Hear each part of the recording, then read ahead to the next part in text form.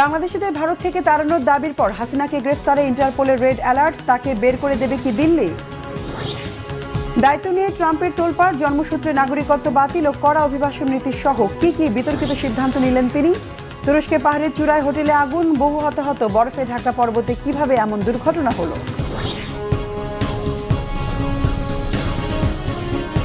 আসসালামু আলাইকুম, দেখছিলেন Bangla vision world news headline. Sheikh হাসিনার সহ সব বাংলাদেশিকে ভারত থেকে বের করে দেওয়া উচিত, শিবসেনার এক সদস্যের এমন দাবির কয়েক ঘন্টা পর হাসিনাকে গ্রেফতারের রেড অ্যালার্ট জারি করেছে ইন্টারপোল। তাকে ফেরত না দিলে তা প্রত্যর্পণ চুক্তির লঙ্ঘন হবে। বাংলাদেশের এমন হুঁশিয়ারের পর কি করবে দিল্লি? তারা কি বের করে দিবে শেখ হাসিনাকে?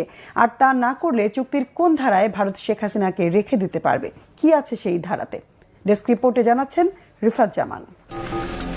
বাংলাদেশের ক্ষমতাচ্যুত প্রধানমন্ত্রী শেখ হাসিনাকে গ্রেফতারে